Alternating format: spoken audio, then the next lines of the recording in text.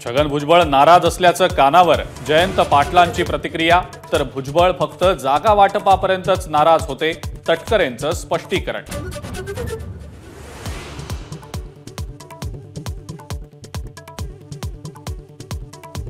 शरद पवारांचा मुक्काम असलेल्या हॉटेलला सुनील तटकरेंची भेट, अनिल देशमुखांचा दावा, संपर्कात आलं तरी कुणालाही परत घेणार नसल्याचं वक्तव्य.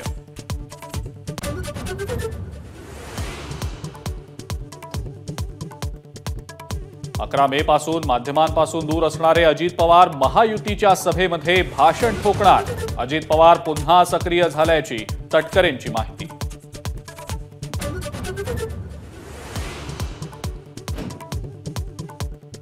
मुंबईतल्या शिवाजी पार्कवर होणाऱ्या महायुतीच्या सांगता सभेमध्ये मोदी आणि राज ठाकरेंची तोफ थडाडणार. सभेपूर्वी मोदी चैत्यभूमी, सावरकर स्मारक आणि बाळासाहेब स्मृतीस्थळाला भेट देणार.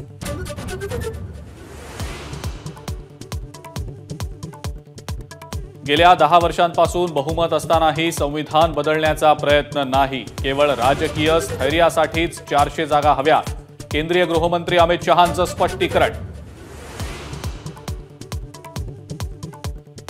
महामुंबईसाठी बीकेसी मैदानावर इंडिया आघाडीची महासभा, शरद पवार, उद्धव ठाकरे, मल्लिकार्जुन खरगेंसह अरविंद केजरीवालही उपस्थित राहणार.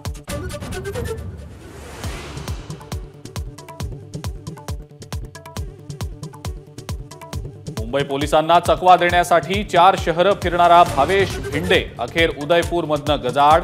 घाटकोपर होर्डिंग दुर्घटनेप्रकरणी मोठी कारवाई, तपास गुन्हे शाखेकडे.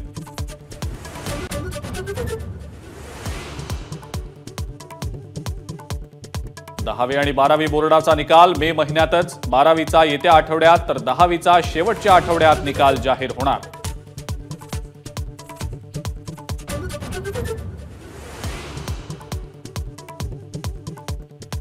मुंबईमध्ये उष्णतेसोबत आर्द्रता वाढणार, दमट वातावरणामुळे उकाड्यात आणखी भर पडणार. 24 तास उष्ण आणि दमट वातावरण.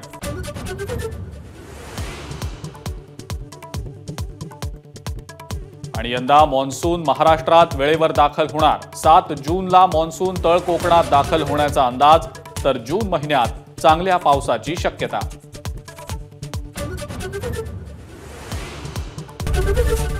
एबीपी माझा, उघडा डोळे बघा नीट.